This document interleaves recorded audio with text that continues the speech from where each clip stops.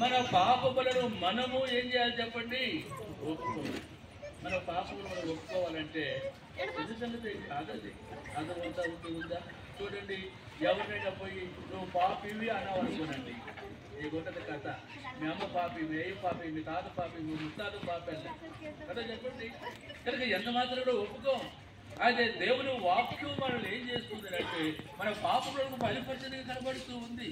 కాబట్టి పాపములకు ఒప్పుకోలేక ఒక వ్యక్తిని ప్రభువు యేసుక్రీస్తు ఆత్మ చేత మాత్రమే తీసుకొచ్చేందుకు కనబడుతూ ఉంది.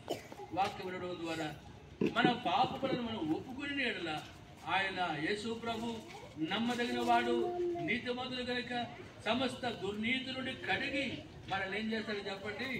పవిత్రుడిగా చేస్తాడు. చూసారా ఎంత సూక్ష్మమో చూడండి.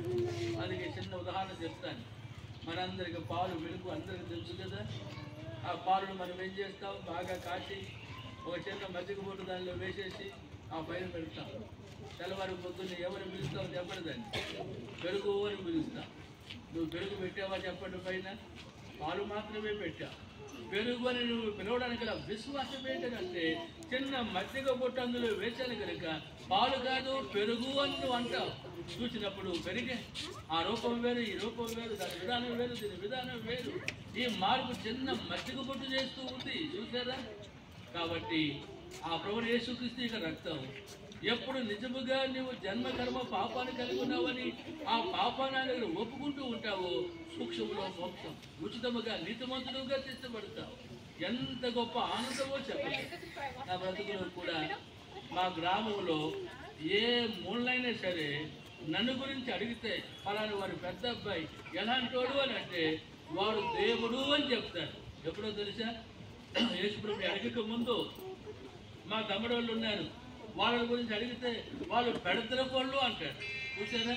అయితే వాళ్ళ జీవితంతో నా జీవితాన్ని పోల్చుకుంటే వాళ్ళు చాలా యథార్థవంతులు. నా జీవితం అలాంటిది. ప్రభు నన్ను దర్శించిన తర్వాత నా జీవితాన్ని మార్చుకోవడానికి ఎంతో ప్రయత్నించాను.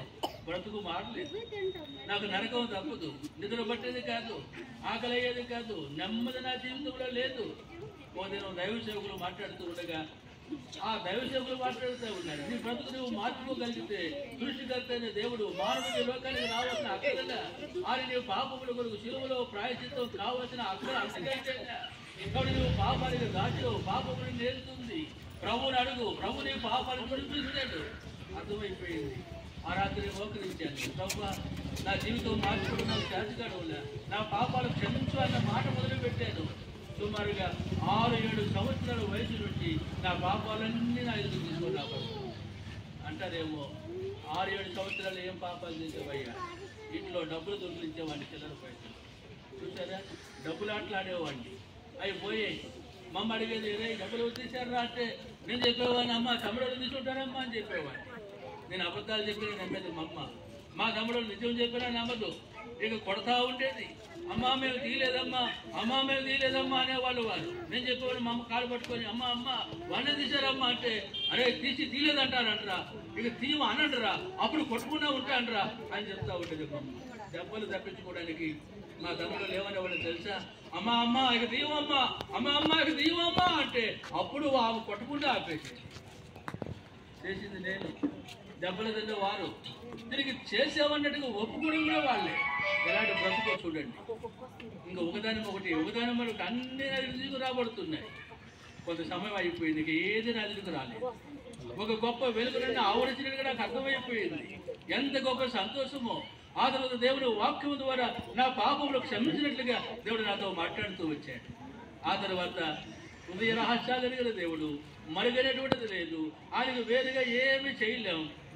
దేవుని వాక్యం గురించిన భయాన్ని జీవితంలో కలిగి ఉంటుంది. అయ్యా అమ్మ, ఈ రాత్రి నేను కూడా ప్రవేశిస్తాను.